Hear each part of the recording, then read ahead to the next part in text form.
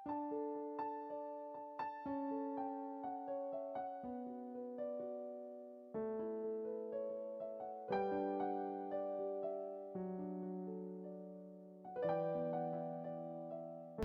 gabi po sa inyong lahat.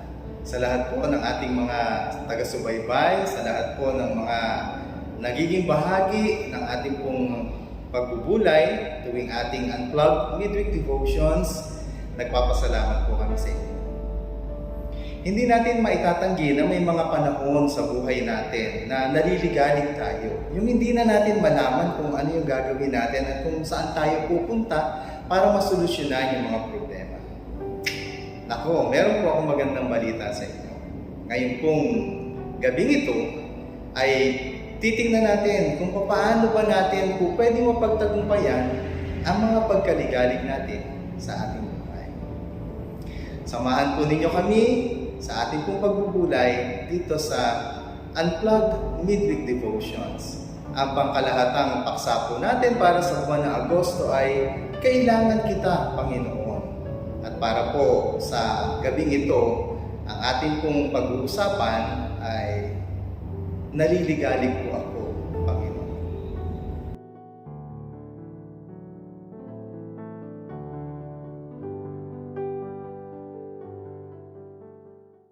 Naliligalig po ako, Panginoon. Ito marahil yung nararamdaman ng marami sa atin o ng mga kakilala natin. Maraming mga dahilan bakit ba tayo naliligalig. Marami ring mga sinasabi ang mga tao paano mawawala yung pagkaligalig sa atin. Mayroong pumupunta sa mga doktor at humihingi ng mga gamot para pumayapa ang kanilang damdamin, para kumalma ang kanilang mga kalooban. Mayroon namang pumupunta sa ibang mga paraan, halimbawa ay nag-iinom o kaya naman ay pumupunta sa anumang mga bisyo para mawala yung kanilang pagkaligalig. Pero ito nga ba ang sagot sa ating mga pagkaligalig? Ano ba ang dahilan bakit tayo naliligalig? At ano ang solusyon ng Panginoon para sa pagkaligalig na ito? Samahan po ninyo akong basahin ang isang pangyayari sa Gospel ni Mateo na may kinalaman po sa mga pagkaligalig natin. At ito po ay yung pong passage kung saan po mababasa natin na ang Panginoong Hesus ay lumakad sa ibabaw ng tubig. Ganito po ang sinasabi sa Mateo, Kabanata 14, mga talatang 22 hanggang 33. Agad pinasakay ni Jesus sa bangka ang mga alagad at pinauna sa kabilang ibayo. Samantala, pinauwi naman niya ang mga tao. Matapos niyang paalisin ang mga ito, mag-isa siyang umakyat sa bundok upang manalangin. Nag-iisa siyang inabutan doon ng gabi. Samantala, ang bangka ay nasa laot na, ngunit sinasalpok ito ng alon dahil pasalungat sa hangin. Nang madaling araw na sumunod sa kanila si Jesus na naglalakad sa ibabaw ng tubig. Kinilabutan sa takot ang mga alagad nang makita nilang may lumalakad sa ibabaw ng tubig. Multo! Sigaw nila. Ngunit nagsalita agad si Jesus at sinabi sa kanila, huwag kayong matakot, ako ito. Sinabi ni Pedro, Panginoon, kung talagang ikaw nga iyan, papuntahin mo ako diyan sa kinaroroonan mo sa ibabaw ng tubig. Sumagot siya, halika. Mula sa bangka ay lumakad si Pedro sa ibabaw ng tubig papunta kay Jesus. Ngunit nang mapansin niya na malakas ang hangin, siya'y natakot at nagsimulang lumubog. Panginoon, sagipin ninyo ako, sigaw niya. Agad siyang hinawakan ni Jesus at saka tinanong, bakit ka nag-alinlangan? Napakaliit ng iyong pananampalataya, sabi niya kay Pedro. Pagkasakay nila sa bangka, tumigil ang hangin at sinamba siya ng mga nasa bangka. Tunay nga pong kayo ang anak ng Diyos, sabi nila. Manalangin po tayo. Aming Diyos, sa aming pong pagbubulay ay hinihingi po namin ang paggabay po ninyo sa amin ngayong gabing ito. At idinadalangin po namin na tulungan po ninyo kaming maunawaan ang kalooban po ninyo tungkol po sa aming mga pagkaligalig, sa aming mga pagkabalisa, sa pagkataranta po namin sa mga problema na nararanasan po namin. Tulungan po ninyo kami na mapaglabanan po ito sa pamamagitan ng aming pagbubulay ngayon. Sa pangalan ni Jesus. Amen. Mula dito sa mga pangyayaring ito, ay gusto ko pong pagbulayan natin ano nga ba ang sinasabi ng Panginoong Jesus tungkol sa pagkabalisa o tungkol po sa pagkaligalig. Kung matatandaan po natin, dito po sa chapter 14 ng Mateo, ay mababasa po natin sa gawing unahan na si Juan na tagapagbautismo ay namatay na. At gusto ng Panginoon Jesus na makapagpahinga muna sila. So tumawid po sila sa lawa ng Galilea, pero nagsipuntahan po yung mga tao, sumama po sa kanila, nakinig sa pagtuturo ng Panginoon Jesus hanggang sa inabot po sila ng gutom at pinakain sila ng Panginoon. Mahigit 5,000 yung pong mga taong naroon. Nung pong napauwi na nila yung mga tao, ay saka po sinabi ng Panginoon Jesus, sige, mauna na kayo. Sumakay na kayo sa bangka, mauna na kayo doon sa kabilang ibayo. Samantala, ang Panginoon Jesus naman ay umakyat sa bundok at saka po siya nanalangin. Nung pong magmamadaling araw na hirap yung mga alagad sa pagsagwan, ang Panginoon Jesus naman ay umabot po sa kanila kasi naglalakad lang po siya sa ibabaw ng tubig. Nung nakita ng mga alagad na mayroong lumalakad sa ibabaw ng tubig, ay nagsigaw po sa takot. Sa bagay, sino nga ba yung hindi matatakot? Sino nga ba hindi maliligalig? Sino nga ba yung hindi makakaramdam ng kaba kung meron kang nakikita isang tao na lumalakad sa ibabaw ng tubig? Multo! Sigaw nila. Pagkatapos ay nagsalita ang Panginoong Jesus at sinabi, huwag kayong matakot. Ako ito. Napaka-reassuring ng mga salita ng Panginoon. Pagkatapos po ay sumagot si Pedro at ang sabi niya, Panginoon, kung ikaw po iyan, palakarin po ninyo ako sa ibabaw ng tubig. Gusto ko pong makarating po sa iyo dyan. Okay. At sinabi ng Panginoon, salika. Pero dahil po sa mga sitwasyon sa paligid ni Pedro, siya po ay nagsimulang lumubog at saka po siya nanalangin. Sabi niya, Panginoon, sagipin po ninyo ako. Agad siyang inabot ng Panginoon Jesus, iniahon siya doon sa kanyang pagkakalubog. Pagkatapos ay naglakad sila papunta sa bangka at pagsakay nila sa bangka, pumayapa ang lahat.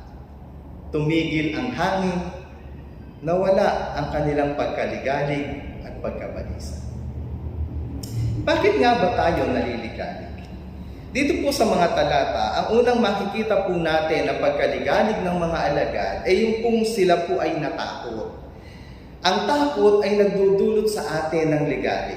Kapag po natatakot tayo, maaari sa iba't ibang mga bagay, natatakot po tayo sa kinabukasan, natatakot po tayo na mamatay, natatakot po tayo kung hindi man mamatay, ay natatakot tayong mamatayan dahil po napakamahal na po ng pagpapalibing ngayon. Natatakot tayo sa sasabihin ng iba, natatakot tayo na mabigo sa mga pangarap natin.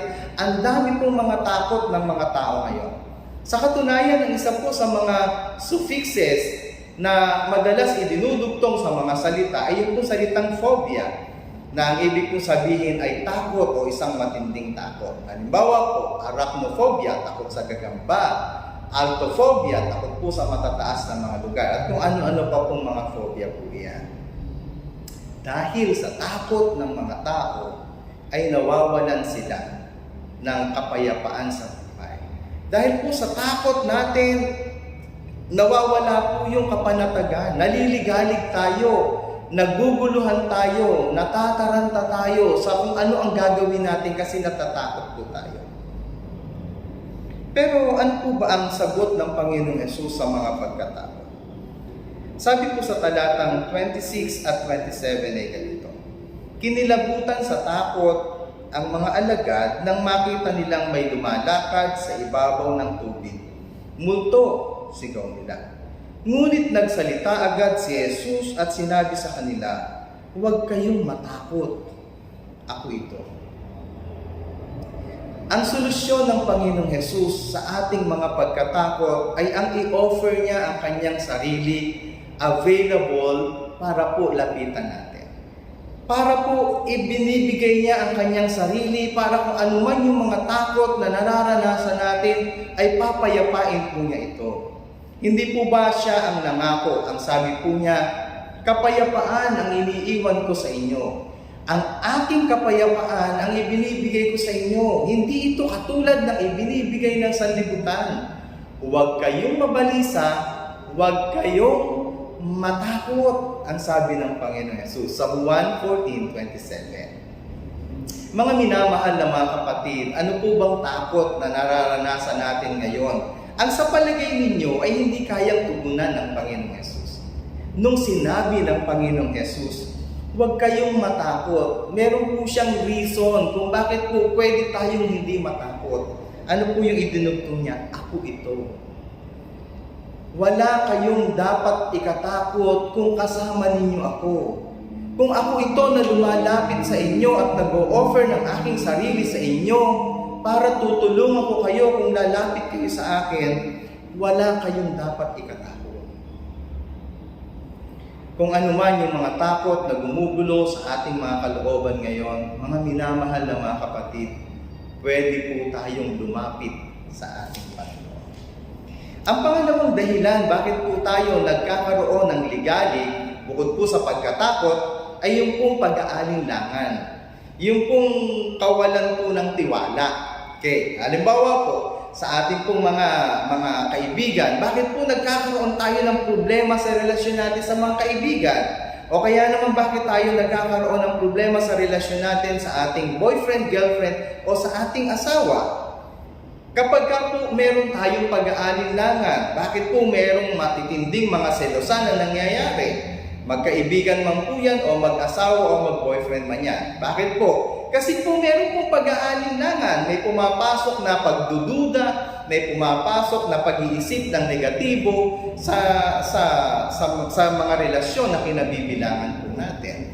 At kapag pumasok po iyon, ano po nangyayari? Hindi tayo mapalagay. Sandali na hindi natin makita, sandali na hindi natin makachat, natataranta na po tayo. Hindi na po natin malaman kung ano po yung gagawin po natin. Naguguluhan po yung isip natin, hindi tayo mapalagay. Naliligalig tayo. Pero ano po ba ang sabi dito sa ating pong pinagbubulayang talata? Sa verse 27 hanggang 30, ay ganito po ang mababasa natin.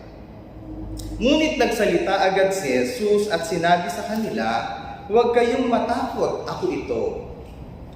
Sinabi ni Pedro, Panginoon, kung talagang ikaw nga iyan, papuntahin mo ako dyan sa kinaroroonan mo sa ibabaw ng tubig. Sumagot si Jesus, halika. Mula sa bangka ay lumakad si Pedro sa ibabaw ng tubig papunta kay Jesus. Ngunit nang mapansin niya ang malakas na hangin, siya'y natakot at nagsimulang lumubog. Panginoon, sagipin ninyo ako. Sigaw niya. Agad siyang hinawakan ni Jesus. Bakit ka nag-alinlangan? Napakaliit ng iyong pananampalataya. Sabi niya kay Pedro. Okay? Meron po dong isang salita na kanina ay binanggit ko din. Yung pong salitang nag-alinlangan. Bakit ka nag-alinlangan? Madalas, kapag po pinag-aaralan natin itong bahaging ito, madalas bumabalik lang tayo sa pag-aalinlangan ni Pedro nung nasa tubig na po siya. Pero gusto ko pong sabihin sa inyo, even dun po sa bangka pa lang, ay meron na pong pag-aalinlangan si Pedro. Bakit ko po nasabi? Ang sabi po sa verse 27, ang sabi ng Panginoon Jesus, huwag kayong matakot. Ano po yung karugtong? Ako ito. Di po ba? Yung po yung sinabi niya. Ano po ang sagot ni Pedro? Sinabi ni Pedro sa verse 28, Panginoon, kung talagang ikaw nga iyan, bigyan mo ko ng sign.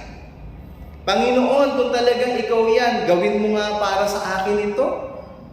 Panginoon, kung talagang ikaw yan, patunayan mo nga sa akin. O hindi po ba pag-aalinlangan po ang tawag po natin po? Pero ano po ang isinagot ng Panginoong Hesus sa pag-aalinlangan ni Pedro? Nung nandun pa lang siya sa bangka, nandun pa lang po siya sa bangka, ano pong isinagot ng Panginoon sa kanya? Pedro, katatapos ko lang magpakain ng 5,000, hindi ka pa rin ba naniniwala sa akin? Yung po ba ang isinagot ng Panginoon?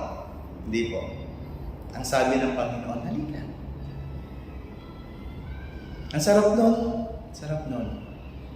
Yung malaman mo na sa kabila ng pag-aalinlangan mo, ang imbitasyon sa iyo ng Panginoon. Come closer. Lumapit ka sa akin. Madalas kapag ka po tayo ay meron pong mga pag-aalinlangan. Kaya nga po sabi ko sa inyo, sa sino mang tao, maging yan kaibigan, maging po yan ay girlfriend, boyfriend, maging yan po ay asawa, maging yan po ay magulang, maging yan ay pag-aalinlangan sa mga manggagawa. Ang karaniwang pong tendency po natin, lumayo, humiwalay. Okay? Pero ano pong sabi po dito? Sabi ng Panginoon, halika. Hindi ipinapahiya ng Panginoon kahit yung ating mga pag-aalinlangan. Kasi gusto niya na mapawi ang ating mga pagkaligalig, dala ng ating pag-aalinlangan. Ano po ang sumunod na nangyari? Dala ng pag-aalinlangan ni Pedro. Take note po yan, ha? Simula pa lang may pag-aalinlangan na siya, nung kung lumalakad na po siya, okay, meron siyang faith, pero napakaliit. Sabi ng Panginoon Jesus, napakaliit ng pananampalataya mo, bakit ka nag-aalinlangan? Okay, lumalakad siya. Dahil po sa kanyang, nando sa puso niya yung pag-aalinlangan, ano po ang nangyari? Madali pong naaagaw ng mga bagay sa paligid niya, ng mga circumstances, ang buhay niya naliligalig po siya, natatakot po siya, naguguluhan po siya, nahihirapan po siya, naunawain, bakit ganito kalakas yung hangin, ba't ganito kalalaki ang mga alon, teka muna, lumalakad ako sa ibabaw ng tubig, papaano kung lumubog ako? At yun nga po ang nangyari, lumubog po siya. Dala ng kanyang pag-aalinlangan. Pagkatapos sumigaw siya sa Panginoon, at sabi niya, Panginoon, sagipin ninyo ako. Ano po sinabi ng Panginoon sa kanya? Pedro, tumigil ka na. Hindi ka pa ba nasisiyahan? Pinalakad na nga kita. O siya po ba ay pinabayaan na lang ng Panginoon? Umalis na yung Panginoon, pumunta na siya sa bangka, hinayaan na si Pedro doon. Total, marunong ka naman lumangoy, mangingisda ka, lumangoy ka na lang, papunta sa bangka. Yan yung consequence ng pag-aalinlangan mo, bahala ka na. Pero mga kapatid, ano ang sagot ng Panginoon Jesus sa mga pag-aalinlangan? Sa mga pagdududa na nagbibigay ng pagkaligalig, pagkalito sa ating mga buhay. Sabi po dun sa verse 31, agad siyang hinawakan ni Jesus. Inabot ng Panginoon Jesus ang kanyang kamay, iniahon siya mula doon sa mga naging bunga ng kanyang pag-aalinlangan.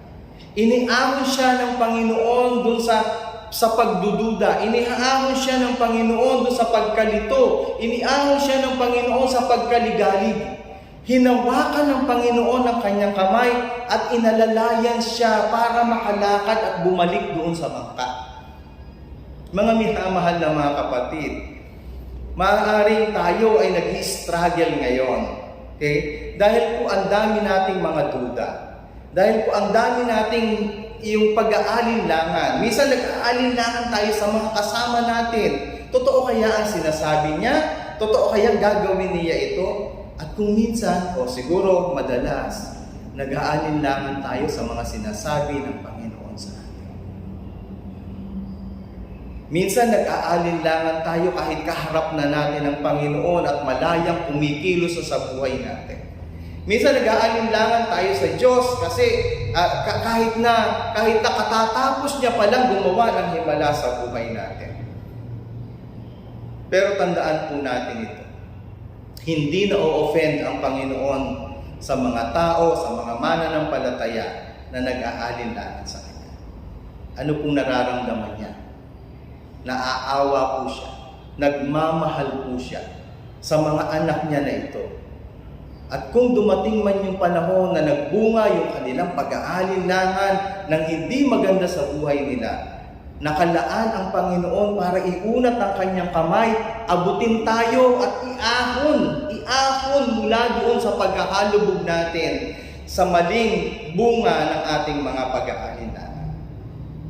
Mga minamahal na mga kapatid, gusto ko pong ipaalala sa atin, kung naliligalig man tayo kasi meron tayong mga pagdududa sa kapwa natin, kung naliligalig tayo kasi minsan parang hindi natin makita ang pagkilos ng Diyos sa buhay natin, let me assure you, katulad ng ginawa niya kay Pedro, nag-aanyaya ang Panginoon sa atin. Halika, lapit ka sa akin.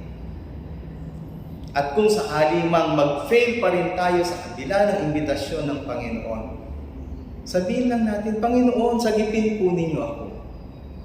At masyado siyang willing na iunat ng kanyang kamay, abutin tayo sa ating kinalalagyan at iaahon tayo sa pagkaligalig natin sa ating mga buhay. Pangatlong dahilan bakit po tayo nagkakaroon ng mga pagkaligalig sa buhay ay yung kung dahil po sa ating mga pangangailangan. Meron kasi tayong mga kailangan. Halimbawa, kailangan na nating bayaran ng bill bukas. Kung hindi, may penalty. O kung hindi, mapuputulan tayo ng tubig, mapuputulan tayo ng kuryente. Kailangan na ng anak natin ng pang-tuition.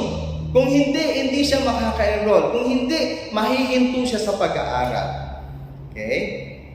Kailangan natin ng kagalingan sa ating karamdaman. Nauuso na po ngayon yung COVID, yung dengue, tapos meron pa ngayon monkeypox. Di po ba? So ito pong mga sakit po na ito, nagdudulot po ng pagkaligalig sa atin.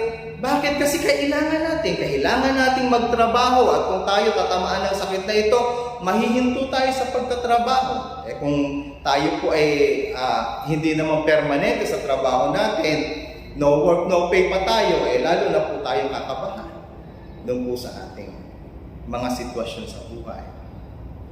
Ano po ang sagot ng Panginoon dyan? Ang sabi po dito, pagkasakay nila sa bangka, tumigil ang hangin. Si Peter, nandun siya, kaaahon niya lang, basang-basa pa siya, tapos ang Panginoon Jesus, ako, ini-imagine ko, inaakay siya ng Panginoon Jesus, naglalakad sila, pumunta sila sa bangka, pagsakay nila sa bangka, tumahimik ang paligid. Pumayapa ang dagat.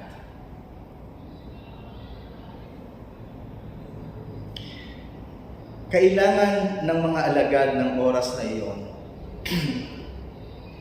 ng kapayapaan dahil naliligalig sila. Sinasalungat sila ng alon, hindi sila makasagwa ng maayos, hindi sila makarating, inabot sila ng madaling araw, hindi sila makarating sa kabilang bayo. Okay. Pagkatapos, tandaan po natin ang Panginoon yung nagsabi sa kanila na, sige, sumakay na kayo sa bangka, mauna na kayo. Ang Panginoon Jesus mismo nagsabi noon.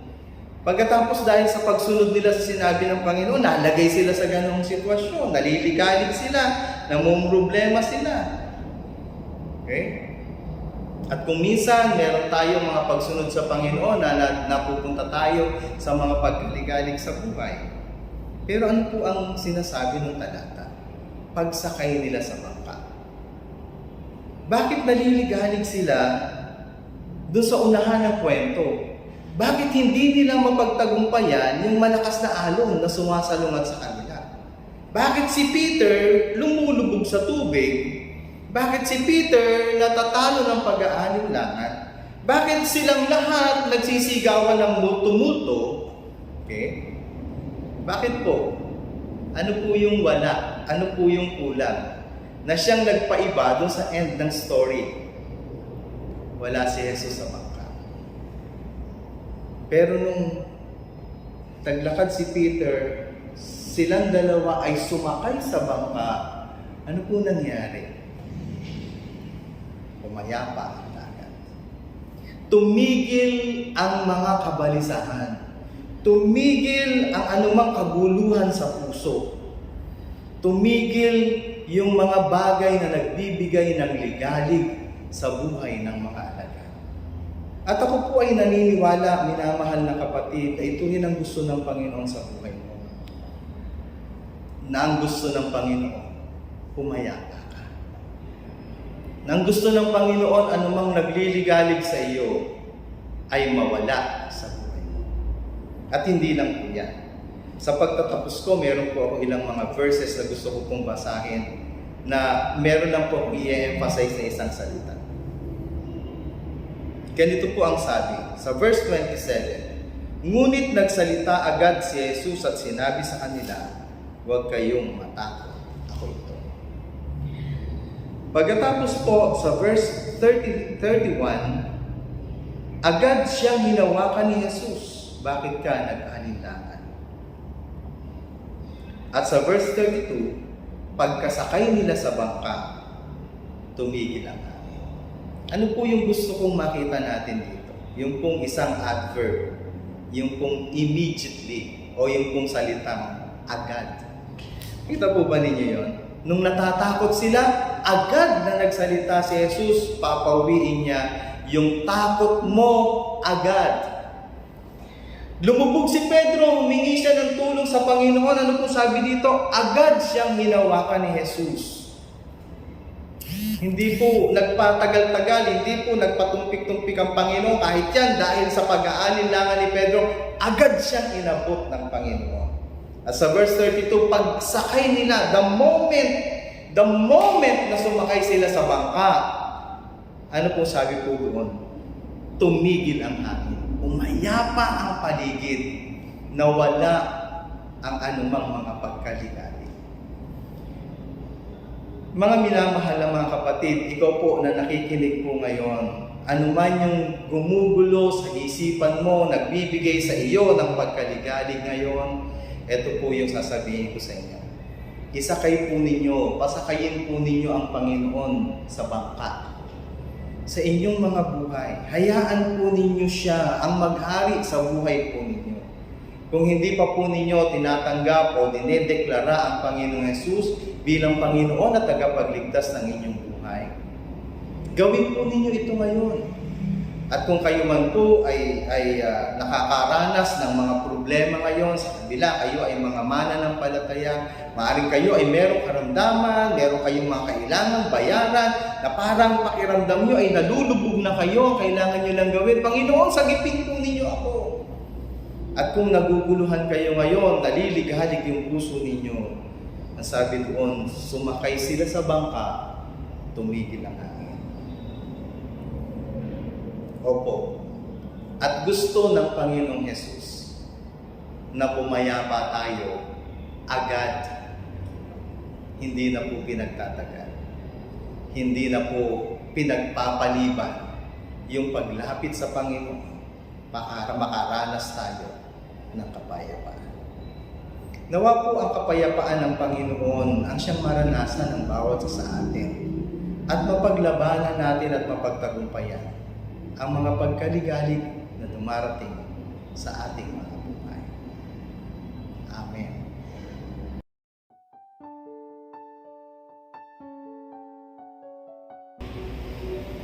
Kung kayo po ay pinagpala sa ating pong pagtalakay at pagbubulay ngayong pong gabi ito, ay inaanyayahan ko po kayo na mag-comment dun po sa ibaba. Kung kayo po ay nanonood sa FB Live, o kung kayo naman po ay nanonood sa YouTube, mag-comment lamang po kayo.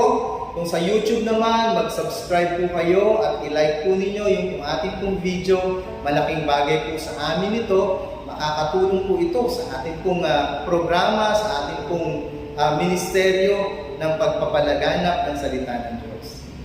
Kung kayo man po ay meron pong matinding pagkauhaw, meron po kayong pangangailangan, na gusto po ninyo ng makakasama sa pananalangin, sa paglapit sa ating Panginoon, sa kapangyarihan ng Espiritu Santo, inaanyayahan po namin kayo, mag-PM lamang po kayo, sabihin po nyo sa amin kung ano po yung prayer request po ninyo, and we will pray for you every night bago po kami matulog.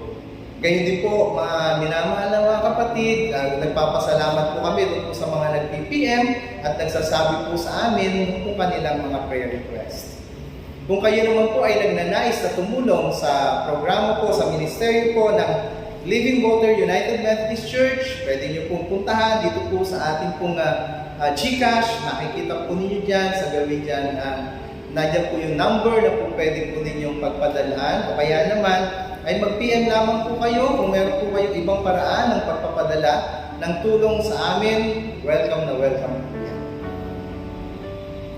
Okay, sige po. Tayo po ay mananalangin. Ilapit natin sa Panginoon ang ating pagbubulay ngayon.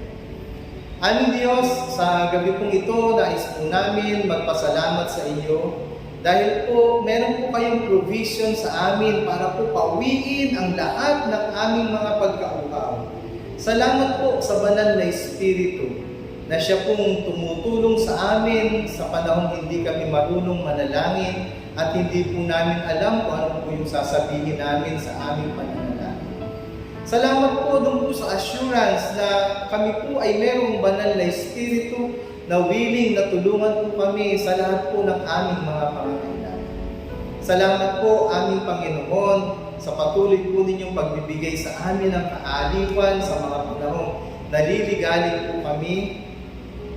Sa pamamagitan po ng banal na Espiritu ay nararamdaman po namin, nararanasan po namin ang kaaliwang ito. Salamat po sa karunungan ng banal na Espiritu na ibinibigay sa amin para po makapagdesisyon po kami ng tama sa mga panahong kailangan po kami gumawa ng mahalagang desisyon sa aming mga buhay. Aming Diyos, abutin po ninyo yung pong lahat ng mga kapatid po namin na nagpapadala po ng kanilang mga prayer requests, ang aming pong kapatid na Rose para po sa kanyang graduation, ang aming pong kapatid na Sams, kapatid na Ethel para po sa kanilang health conditions, gayon din po ang aming kapatid na Ella para po sa kagalingan ng kanyang kidney, yung pong dalawa po naming mga kabataan na nagnanais pong magpastor, kayo po yung tumulong sa kanila, bumabay sa kanila, sa landas po natatahakin nila sa pagpapastor po nila. Gayon din po, aming Diyos, yung pong mga kapatid po namin na magdiriwang po ng kanilang 3rd anniversary ng ministeryo po nila sa CFCM. Kayo po yung pagpala po sa kanila, Panginoon. Pagpalain po ninyo ang mga kapatid po namin at mas marami pa po nawa ang makakilala sa iyo sa pamamagitan po ng ministeryo. Idinadalangin po namin sa iyo ang iba pa namin mga kapatid na may mga suliranin at nangangailangan ng presensya ng banal na Espiritu sa kanilang mga buhay. Abutin po ninyo sila, Panginoon. Ikaw po ang aming inaasahan na sasama sa amin sa lahat ng panahon ng aming mga buhay. Dahil kailangan po namin kayo, Panginoon. Sa pangalan ni Jesus.